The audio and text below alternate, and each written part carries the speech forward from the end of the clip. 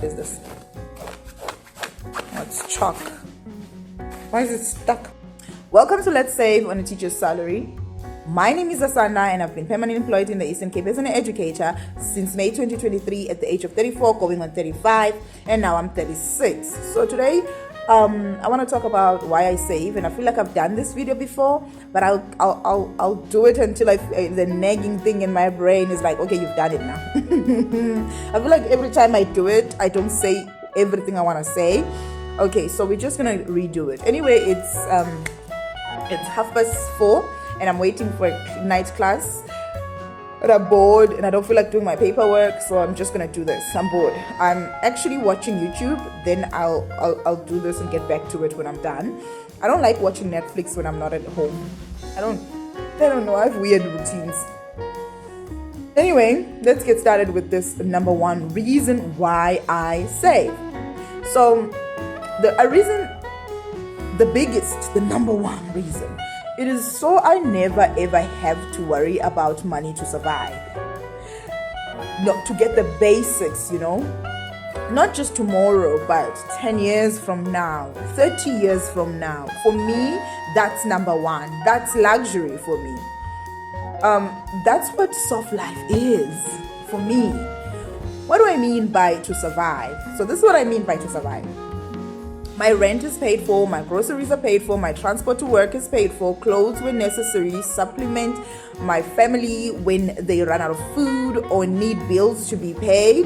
I'm like, okay, as long as I can do that, then I know, I'm covered. For me, family means mother, siblings, and my only living grandmother. At some point, it also means cousins, but some cousins, give or take. So this for me is luxurious life, being able to do this without ever having to worry about where the money is going to come from, or having to wait until payday, or having to borrow from somebody. That means for me, I'm living my luxurious life. So I see having an expensive car or an expensive house, branded clothes, and expensive jewelry as things that are nice to have. Like eating ice cream on a hot summer day, that's nice, right? Then again, it's nice. It's nice. Then again, chilled tap water is nice too on a hot summer day, So nice. But then there's another option of nice. You can either eat ice cream, and that for you is nice, or you can drink refrigerated water and be cooled down, just like the person eating ice cream. It just won't taste the same, but both are chilled down, and it's nice to have that on that specific hot summer day. So that's what I'm saying. Like, for me, my rent being paid and my groceries, that for me is luxury. So for somebody else, it might be the most expensive bathroom, all that stuff. Having these things is luxury, but for me, that's what luxury is. I've always been like this, but not to this extent. This is very much late 30s Asanda. In my early childhood years, I grew up in mud houses with cow dung on the floor. We would lay grass mats made by my grandmother, then lay blankets to sleep on. Those are some of my peaceful and happy days. At this stage of my life, I'm very, very grateful for that kind of life. It's my compass. With these memories on my mind, I'm never lost, I won't find myself doing things and feeling like I was pressured into it, Next thing I'm in debt, or I've overwhelmed my salary just because I was doing things that I needed to fit into some kind of a lifestyle.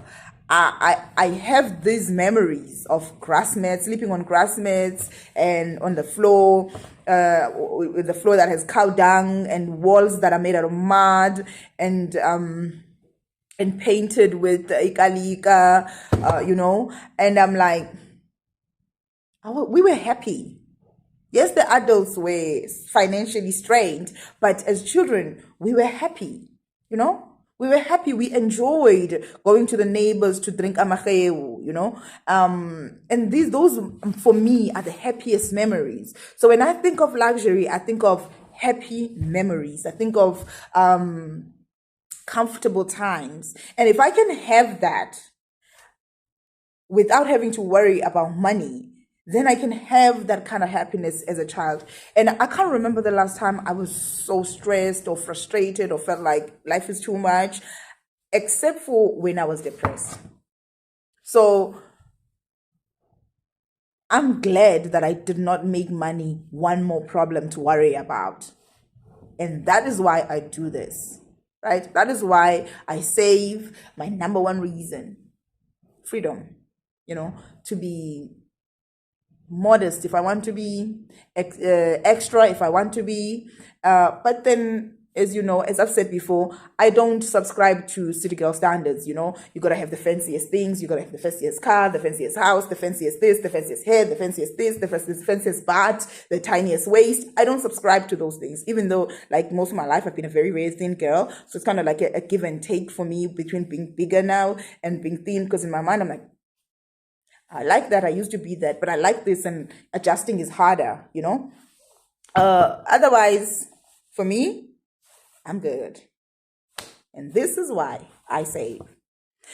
And of course, in order to sustain a life 30 years from now, I need to figure out investing. And it's so hard.